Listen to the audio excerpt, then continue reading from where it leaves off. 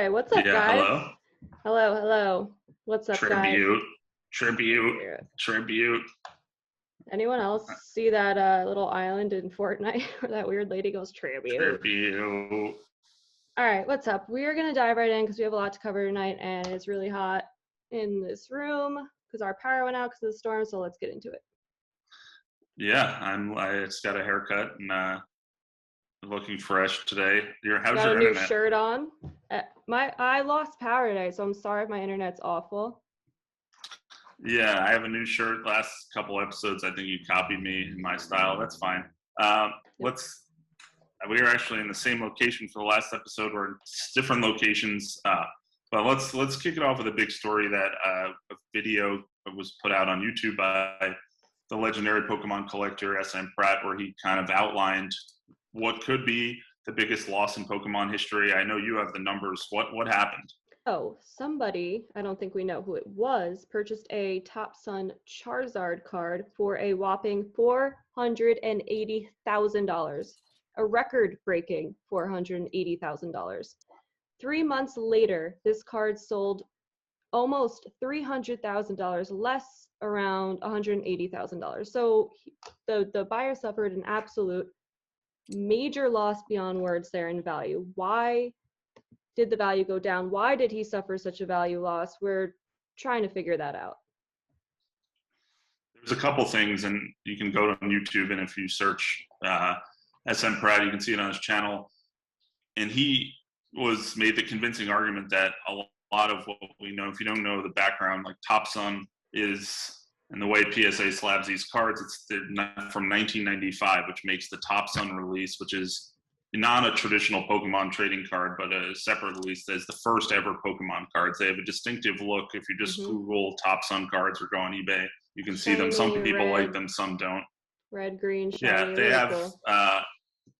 He makes the argument that these cards actually didn't come out in 1995, that they were probably released sometime in 1996 or 1997, which is kind of crazy to think about. PSA was just going off the copyright date that's on the card, but that might not be when it was actually released. So these Top Sun cards, basically the strongest argument they had going for them was that they were the first Pokemon cards. If that's not true, kind of changes everything in the sense of how you categorize them. Not to say that they have no value, but clearly they might have less value. So a lot less value. I don't know. Yeah, to me, they're always distinct from the regular cards. I don't love them. I don't know how you feel about them. But, I absolutely love them. I like whenever I'm. Did you buy the Charizard for $480,000? No, dude. Okay. I was in the PWCC a while back. I remember I was looking at. I think it was an Eevee Top Sun. And it was like too much. I don't know. I think they're really pretty. They remind me of Christmas. Who doesn't love Christmas? I think they're cool. I think they're hot. Maybe this is a good thing then if they aren't worth as much as we think that they are.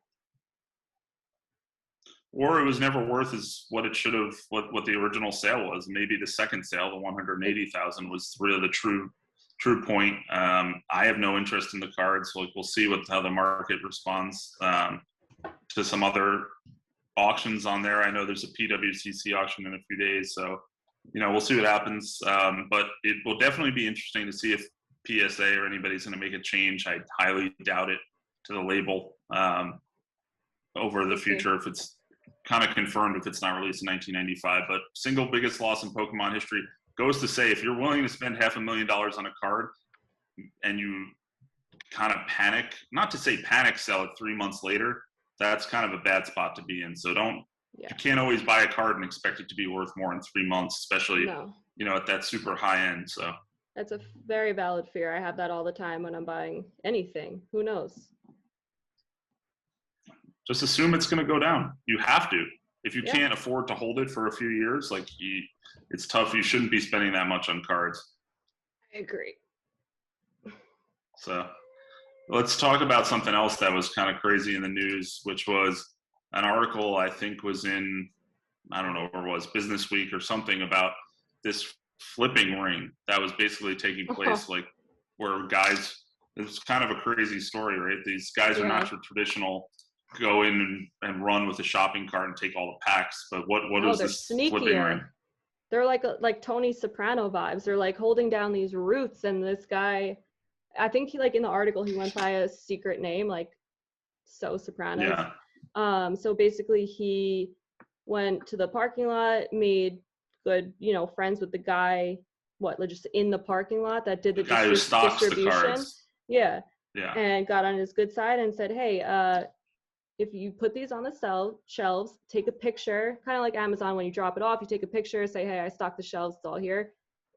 2 seconds later, put it right back in the shopping cart, purchase every single one of them. I'll come pick it up later. I'll give you a cut. And that's how it's been going down. Who knew? Well, apparently it was in multiple East Coast states. So like it was like on the scale of probably millions of dollars, which is, I think honestly, like the guy hustled, whatever, like you can be mad at it, but I'm more mad at the stores and probably the card companies in the sense of like, clearly your cards were not reaching who you wanted them to reach. Like you have to come up with a different method. How would they know though if they're getting? Well, they're not dumb. They see the videos we see. Yeah. What I'm saying is how they don't think that they're suffering a loss here. They just think that they're selling everything to different people, I think. Sorry. Well, I'm not, clearly they're not suffering a loss because they're probably making money. But like at the end of the day, like it's been a very strange experience to get cards in retail over the last year. I mean, now they're finally going to raise the price. Yeah, I heard that they're going to try again, do a little test run, Target and Walmart and all that, to see how, maybe like some stricter protocols or whatever of putting products back on the shelves. So we'll see. Who's to stop this guy or another guy? I'm sure that story sparked tons of people to do the same thing. And you think about it, like these employees at these stores, they're not making, probably that much money, and they're kind of willing to take these deals. I don't think they understand how detrimental that is to people in the hobby. I don't fault them. It's a system thing. It's like, what I think is that you either have to raise the price or give more cards to these stores, which probably doesn't solve the problem. But at the same time, you do have a system through your local card stores where those stores should probably get more product because they know how to handle it, they know how to price it, and they're used to working with collectibles. You don't go to Walmart and buy your Palace and your Supreme. You go to a specialty store to do it. The same way I think, like personally, like trading cards, like when you go to a local card store, like we were the other day, it's like you can pre-order, you can speak to someone who knows about it, knows how to price it. I don't know, like that to me might give your local card stores more product. Yeah, man, but it's scary. I mean, you hear about all these stores getting like robbed and stuff. I don't know if physical card stores will be a thing in the near future. Yeah, that's a good point. I think like who's to say like these companies just don't say Amazon take everything. Yeah, I mean, local card stores by me have now been closing. I don't know if it's because of the safety thing, but have been limited hours and not staying open. I think people like to sleep in. I don't know if they're sleeping, they're gambling during the day, what have you, but could also be a safety thing. Like I would not feel safe running a card store. Period. Let's skip ahead then to one of our supposed to be a hot or not topic, but I've seen probably 10 different people on Instagram stories like, hey, I'm opening a card store.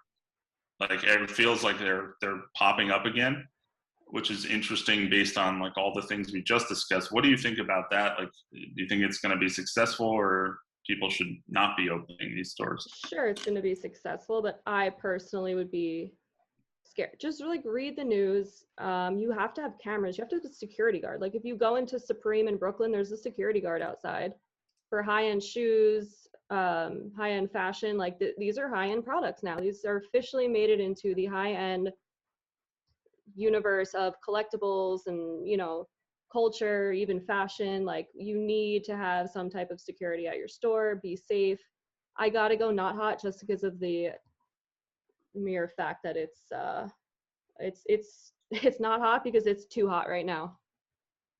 Yeah, I think it's very hot right now. I think, like you said, it's a lot of like we buy things digitally now. Like I think opening up building your audience and opening up an online store is way more safe, probably more cost effective, and it might be better for the future. I think the other thing to say too is that like you said before, with this Pokemon card dipping in price, markets aren't hot forever.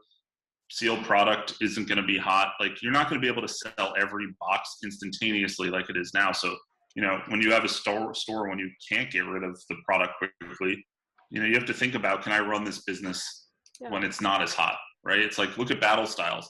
Vivid Voltage, you could sell 10,000 boxes in 2 days. Right? That's an overstatement, but you can. But we see these stores now stuck with Battle Styles, having to basically sell it at the price they're getting at distributors. So you have to think about that. For sure. Personally, I think the way you're doing it with like online sales is the way to go. There's just so many options.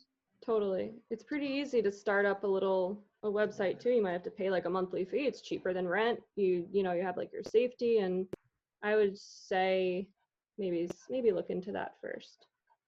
For those of us who don't like to wake up early, you don't have to worry about opening the door to the store, although most of the card stores open around 4:00. So yeah, who are they kidding? Yeah. All right. One last thing before we finish to get into the hot or nots, but there's a lot of debate now with like everything going on with pricing. Who's a collector, who's a flipper, who's an investor? Settle the debate once and for all. What's the difference between all these things? I think there's such a combative like nature between these two. Like, people either categorize themselves as, I'm a true collector, or I'm a flipper, and like, do we have that middle ground, or people are just like happy collecting where we can all coexist? I don't know. Like, collecting versus investing too, they correlate, like it's simultaneous, right? Like, we collect and invest. I don't know. I can't really pull those two apart, because to me, like how I do it, they kind of are synonymous. Yeah, I think it's one of my least favorite arguments that I see on social, and we're talking about it, so I guess we're perpetuating it. But at the end of the day, it's like everybody does a little bit of both, right? Yeah. Like, you save the cards you like. You're probably buying some things because you think in the future you might be able to sell it, but you enjoy it for the time being. Right. I don't know. Exactly. I think there's no reason to get so worked up about it. I think my new thing is called embrace. Listen to this. Ready? Embrace the enjoyment. And I came up with that myself. And it means just enjoy it, right? We have Eevee Heroes coming out. Everybody loves the art. Enjoy it. Just don't stop. It's not an investment. You're buying it because you like the cards. They look cool. And, if everyone else agrees with you, they'll be more expensive in the future. Yeah, it's definitely cool to embrace the enjoyment. The value go up and stuff. But I agree. Like, I think that is exactly what kind of pulls, creates that fine line of investment or collector versus flipper. We are certainly not flippers. What? That's true. I mean, you just don't want to ever be called a flipper. No. It's just a bad thing. It's a bad word now. It's like, don't say the F word. But yeah. You're a flipper if you go to Target and you sell the select hanger box within the hour of you getting it. Like, that's how you know if you're a flipper. You're not like, making that much money. Like, if that's your grind and like you're proud of it to say like you beat some guy over to do that to make $20-$30, shame on you. Yeah. Look, I respect every hustle, like being creative about it, but Yeah. I don't know. Look, embrace the enjoyment. Is that phrase hot or not? Yeah, it's fine. Embrace the enjoyment. Yeah. It could apply to anything. It's not just cards too. Think about all the different like ways you might use that. I could see myself laying on a lounge chair at the beach, like drinking a pina colada, saying embrace the enjoyment. So, if you want to use it, just credit me. But let's get right into it. Saw you post this the other day. Let's talk real hot or nots. You have some unique cards from this media franchise, Halo. Hot or not? The games have been terrible the last few years, but. Oh, I mean, Halo 3 is the ultimate. Valhalla snipers. Oof. So I posted the sealed box that I have of the Halo cards.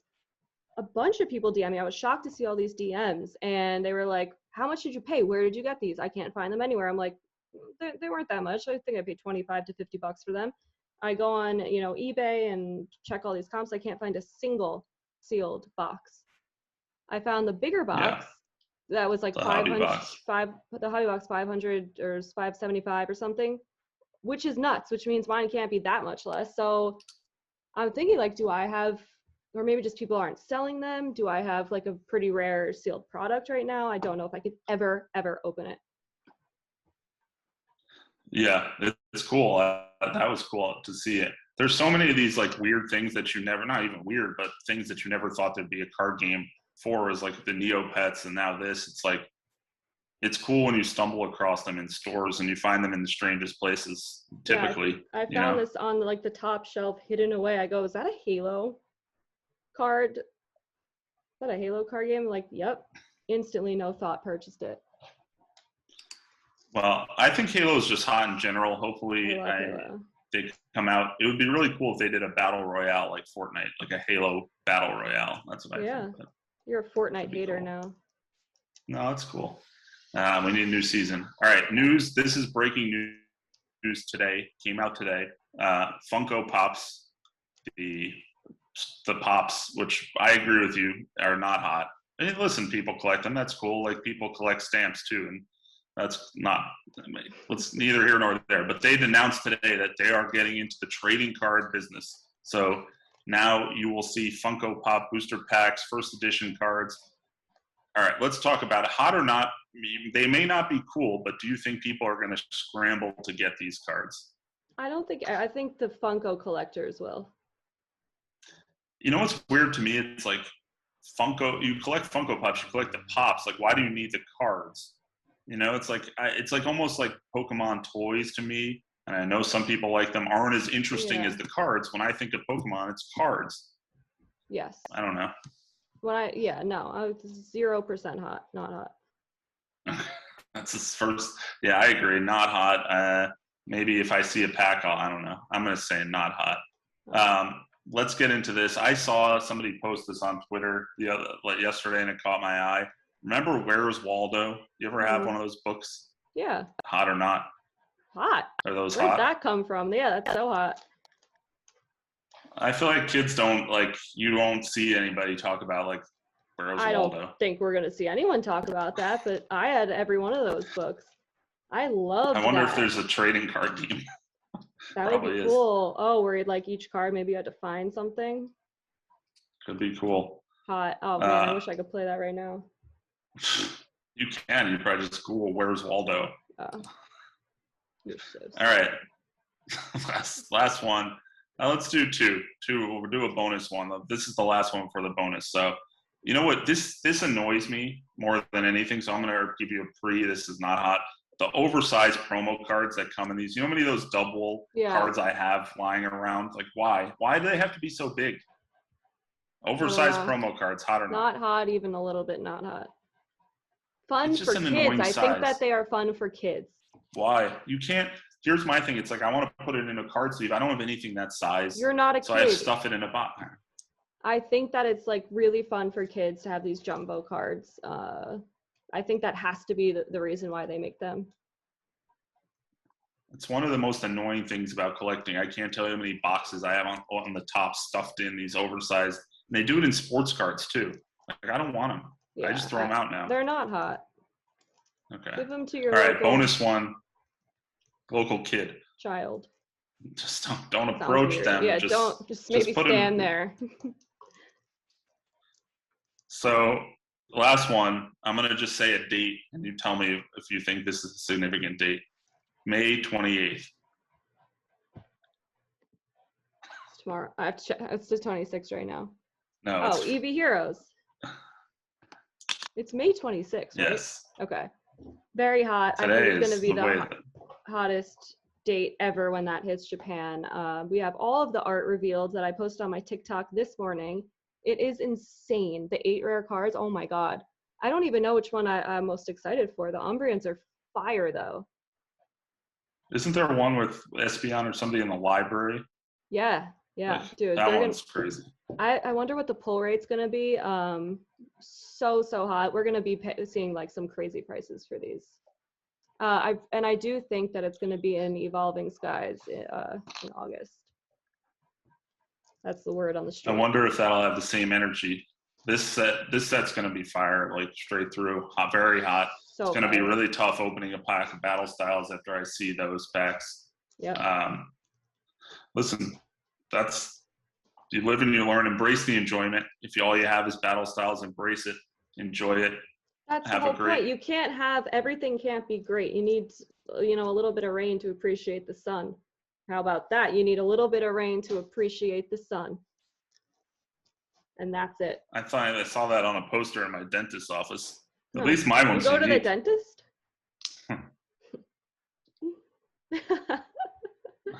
Oh, I'm so funny. All right. Have a great Memorial Day weekend and Happy embrace MDW. the enjoyment. And you can't have your sun without the rain. Peace.